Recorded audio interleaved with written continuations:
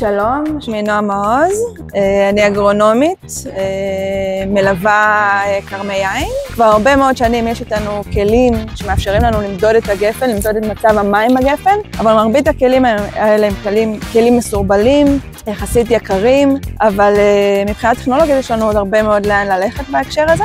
ופה בעצם נחשפתי לסנסור הזה, לחיישן של חברת טריטוסקופ. היתרונות המאוד גדולים של החיישן הזה, הדבר הראשון זה הפשטות שלו והעמידות שלו. חיישן מאוד מאוד פשוט, קופסה שיושבת על הגפן, עם חיישן שננעץ בתוך הגזר, ובעצם משדר 24/7 כל הזמן קריאות מאיך שהגפן, מה קורה, מה מצב המים בגפן. ובעזרת החיישן מה שאנחנו יכולים לעשות זה בעצם לראות מה קורה כל יום, לראות כמה זמן היא נמצאת ובאיזה רמה של עקה, ולהחליט לפי המטרות הגידוליות שלי. אני כאגרונומית, כשאני באה ללוות את המגדל, אם המטרה שלי לקבל כמות גדולה של פרי, למנוע התכווצויות, או אם אני רוצה לייצר יין פירותי ורענן, לעומת יין הרבה יותר מרוכז אינטנסיבי, אז אני יכולה לפי רמת העקה של הגפן בעצם להחליט מתי אני משקה ומתי אני לא משקה, כמה אני משקה. כלי מאוד מאוד חזק, הרבה יותר מתוחכם, שממש נותן לי אינדיקציה יומיומית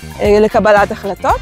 וכל הכלים האלה שנגישים לי כמובן במחשב או באפליקציה בטלפון, בכל רגע נתון עוזרים לי לקבל החלטות על ההשקיה שלי בקרן.